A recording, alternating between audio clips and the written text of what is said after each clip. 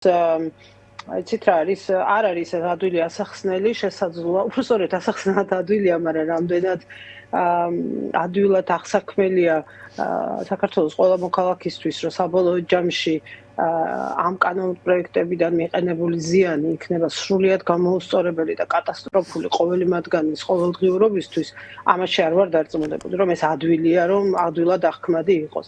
რეალურად ქართულმა ოცნებამ ამ კანონ პროექტებით გითხრა და საერთოდ ძალიან საინტერესო ციკლია ეს, რასაც ვაკვირდებით ამ 2 წლის განმავლობაში, რომ ყველაფერს, ყველა ბოროტებას, რასაც აკეთებს ქართული ოცნება ძალაუფლების უზურპაციისთვის და სახელმწიფოს მიტაცებისთვის, კანონებში წერენ და კანონად აქცევენ და მე აი აქედან გველაპარაკებიან და მე მთელი ეს იდეა, რომ რაღაც კანონს არ ღვევ, აი შენ ხო კანონს არ ღვევ, ხო იცი რა მართალია, რაღაც არ მომწონს, მაგრამ მათი მომხრეების ფრაზეოლოგია მაგალითად, კი მე ისინი შეიძლება არ მომწონდეს, მაგრამ აი თქვენ კანონს არ ღვევთ. ხო ამ ყველაფერმა აზრი დაკარგა, იმიტომ რომ საბოლოო ჯამში მათ ყველაფერი კანონებში ჩაწერეს. ყველაფერი, რაც არის სიტყვის თავისუფლების საწინააღმდეგო, გამოხატვის თავისუფლების საწინააღმდეგო, გაერთიანების საწინააღმდეგო პოლიტიკური პროცესის არსებობას კრძალავენ უბრალოდ ქვეყანაში. ხვალ პოლიტიკურ პარტიაში გაწევრიანებას თუ გადაწყვეტს ადამიანი, ნებისმიერი ადამიანი, სახელმწიფო ეხლა ინიჭებს უფლებამოსილებას,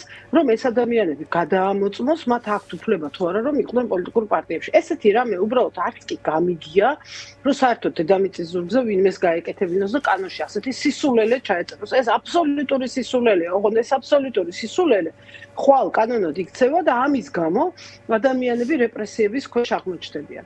ანუ ხვდებით ისეთი ზუსტად ისე, როგორც ფაშისტური გერმანიის დროს გებელსის ანალოგია ხო გააკეთა ბატონმა მან, რა ქვია, კობახიძემ.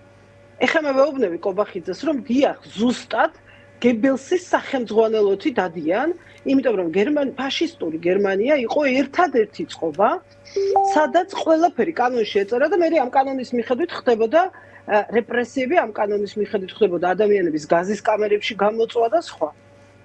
და მთელი ეს ფაშისტური გერმანიის იდეოლოგია ზუსტად ამ კანონიერების ბრჭყალებში საფუძველზე იდგა.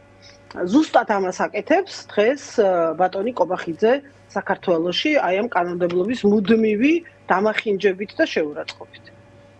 ქალბატონთინა, არის თუ არა მეორეს მხრივ ეს გადაწყვეტილება ამ კანონების შემუშავება ერთის მხრივ პატიმრობით დასჯა გზის გადაკეტვისთვის, ნიღბის ტარებისთვის და ასე შემდეგ, ყველას კარგად ახსოვს, რომ ნიღბის ტარება დასჯადი გახადა ქართულმა ოცნებამ რამდენიმე თვის წინ მაგალითად და ამისთვის ძალიან დიდი ჯარიმაც დააწესა. თუმცა საპასუხოდ ჩვენ ვნახეთ ძალიან მალევე დაორგანიზებული საპროტესტო აქცია, როდესაც აქციის ყველა მონაწილეს მე მახსოვს, რომ ფილარმონიიდან რუსთაველამდე მსვლელობა მოეწყო. აქციის ყველა მონაწილეს სახელზე ეკეთა ბიძინა ივანიშვილის გამოსახულებიანი ნიღაბი. ახლაც მიუხედავად იმისა, რომ ძალიან დიდი რაოდენობის ჯარიმები აქვს მოქალაქეებს მისულები, მოქალაქეები მაინც კეტავენ ქუჩას, მაინც გამოდიან ქუჩაში ნიღბებით. ნიშნავს თუ არა ეს ყველაფერი იმას, რომ რეპრესიულმა მანქანამ ფაქტობრივად ბერი მუშავა და კობახიძის დღევანდელის განცხადებაც, რომ ჯარიმები საკმარისი არ იყო, ერთის მხრივ იყო ამის აღიარებაც.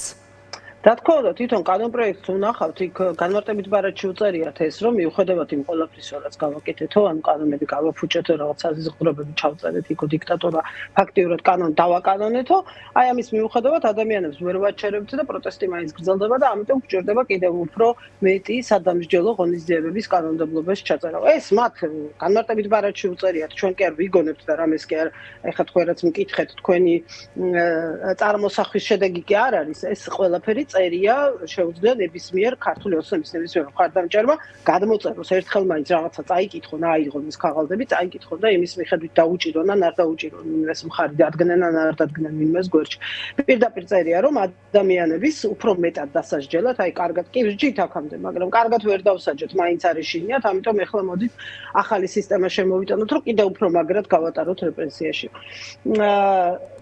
იცით რა არის, აქ ერთ-ერთი კითხვა, რომელიც შემდეგი ეტაპი უფრო სწორედ რომელიც დარჩება, იქნება ალბათ ის, რომ სამედიცინო ნიღბებსაც უკანონოდ გამოაცხადებენ რაღაც ეტაპზე, იმიტომ რომ ეხლა ეს ფორმულირებები, რომელიც გვხვდება, თავისი არსით სამედიცინო ნიღაბს არ გამორიცხავს. ოღონდ მე მაქვს მოლოდინი, ახლა შეიძლება რაღაც ვიღაცას ეგონოს, რომ ფანტასტიკის სფეროდან არის, თუმცა ისეთი რამე, რაც ფანტასტიკა გვეგონა კანონებში ჩაწერის, იმდენი რამე, რომ არაფერი აღარ არის გასაკვირი, რომ აი თავიანთი ჩინეთიდან ჩამოტანილი ადამიანების იდენტიფიცირების კამერებით ყველა, ვისაც სამედიცინო ნიღაბი ეკეთება აქციაზე, მათი გამოძახება დაიწყონ და გადამოწმება სიამდვილეში ჭირდებოდა თუ არა სამედიცინო ნიღაბი და თუ დაადგენენ, რომ არავითარი ჯანმრთელობის პრობლემა არ ქონდა, მერე მათი პატიმრობის და პასუხისმგებლობის საკითხის დააყენან. ანუ ვთქვით, ისეთ აბსურდში შევიდნენ. ხა აქამდე შეიძლება და გაგხსინებოდა ამაზე, თუმცა ეს უკვე რეალური ხდება. ერთი ძალიან მნიშვნელოვანი დეტალია ამ ყველაფერში, რომ ადამიანის ფანტაზიას არ აქვს საზღვრები და თუ მათ ბოროტებას არ აქვს საზღვრები და აი ბოროტებაზე შობენ და კანონებში წერენ მერე. აქეთ თავისუფალ ადამიანების ფანტაზია კიდევ უფრო ძლიერია, თავისუფალი ადამიანის გონება კიდევ უფრო შემოქმედებითია.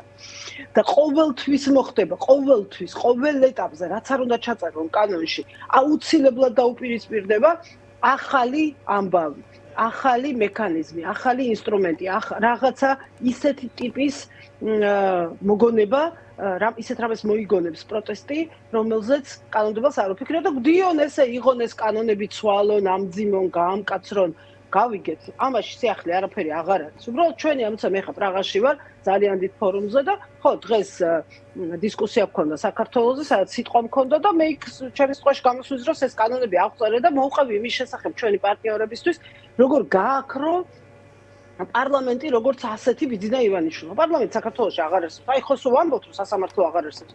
პარლამენტიც აღარ არსებობს. ისეთი პარლამენტიც კი, როგორიც მათყავთ, მარტო თვითონ რო აღიარებენ, მარტო თვითონ რო ეძახიან თავის თავს პარლამენტებს, აი იმ პარლამენტარობასაც კი ვეღარ თამაშობენ, იმიტომ რომ ისეთ აბსურდებზე უწევთ ხელის მოწერა, ხმის მიცემა, კენჭისყრა, რომ უბრალოდ სასაცილო გახდა ეს ყველაფერი, სასაცილო. ხას უსვამს სასაცილო, იმიტომ რომ რაც არ უნდა მიიღონ და აი ეს 2 წელი ამის დასტურია, როგორც არასამთავრობო ორგანიზაციების წინააღმდეგ კანონები, ასევე პროტესტის დასჯისთვის გამოგონილი კანონები, პოლიტიკური პარტიებისთვის გამოგონილი კანონები, ყველაფერს დაუპირისპირდა უფრო წელში გამართული ალტერნატივა. მე ახალ კანონს იღებენ იმ ალტერნატივასთან ბრძოლაში და ისევ ჩნდება ახალი ალტერნატივა. მშვიდობიანი, სრულიად ლეგიტიმური, რომელიც ვერ მოიფიქრა რეჟიმმა. მათი აზროვნების ჩარჩოები შეზღუდულია, იმიტომ რომ ისინი ელოდებიან ვიღაცისგან დავალებას მიიღებენ, იმას აკეთებენ, არ აზროვნებენ, არ ფიქრობენ. თავისუფალი ადამიანების ჩარჩოები არ არის შეზღუდული, ამიტომ მიიღონ ეს კანონი. ამას აუცილებლად დაუპირისპირდება უკიდევ უფრო ქმედითი ალტერნატივა, რომელზეც მერე 3 თვის მერე მოუწევთ პარლამენტში ახალი კანონების. ქალბატონთინა, თქვენ ახსენეთ ჩვენი სტრატეგიული პარტნიორები, თქვენი სიტყვით გამოსვლა და თქვით, რომ დეტალურად აღწერე ყველა ის კანონი, რომელიც ქართულმა ოცნებამ რეპრესიებისთვის მიიღო და დიდი ალბათობით ეს არ იქნებოდა მარტო ეს ინიციატივა, რომელზეც ახლა ვსაუბრობთ, არამედ 1 წლის განმავლობაში ერთმანეთის მიყოლებით მიღებული რეპრესიული კანონები ესეხებოდა უფლებადამცველ ორგანიზაციებსაც, მედიასაც და მოქალაქეებსაც, რომლებსაც ჯარიმებს ყოველდღიურად, რა ვიცი, ზოგს 100-მდე ჯარიმა აქვს და როგორც ვიცით, სანამ ამ ჯარიმას არ გადაიხდია ახალი ინიციატივის მიხედვით ქვეყნიდან გასვლის უფლებაც კი გეზღუდება. როგორია პარტნიორების დამოკიდებულებები? გასაგებია, რომ საზოგადოება ერთგვარად ახერხებს თანაცხოვრებას ამ რეპრესიების პარალელურად და უპირისპირებს საკუთარ ნაბიჯებს. თუმცა, რას ამბობენ ჩვენი დასავლელი პარტნიორები, იმიტომ რომ მოქალაქეები, რომლებიც ახლა ქუჩაში დგანან, ეწინააღმდეგებიან, თუმცა მაინც უკან დახევას ვერ ხედავენ. რა ბერკეტი არსებობს ჩვენი პარტნიორების ხელში ახლა?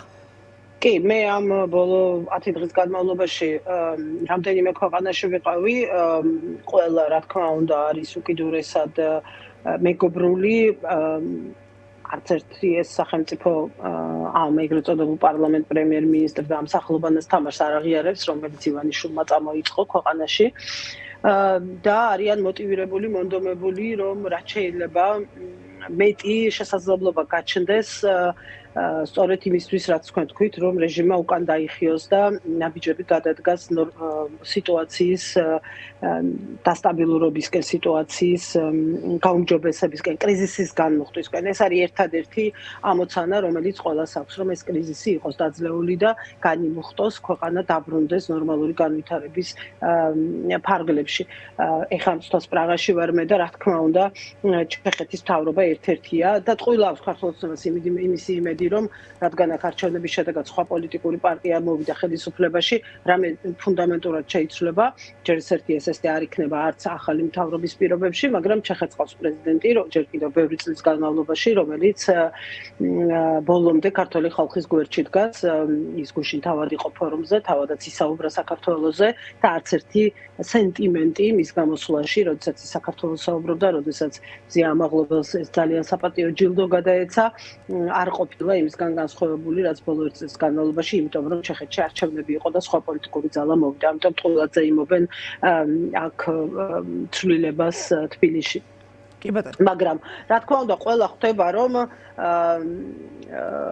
ძალიან მნიშვნელოვანია პროტესტის შენარჩუნება, პროტესტში ერთგვარი ახალი დინამიკის შემოტანა, საერთაშორისო მხარდაჭერა ქართული ხალხის მხარეს არის, რა თქმა უნდა, ევროკავშირისაც, წევრი ქვეყნების უდიდესი უმრავლესობის, კონკრეტის გარდა, მაგრამ ამ დინამიკას, ამ პროტესტის ამ ფაზას ჭირდება ახალი დინამიკა და ეს რა თქმა უნდა ჩვენზეა, ქართულ პოლიტიკურ სივრცეზეა, პოლიტიკურ ელიტაზეა, ჩვენ მოვახერხოთ როგორმე, რომ ვითარება მაქსიმალურად გადავიდეს პოლიტიკური პროცესის ჭრილში და ეს გაადვილებს რა თქმა უნდა ბრძოლას ყველასთვის. მადლობა.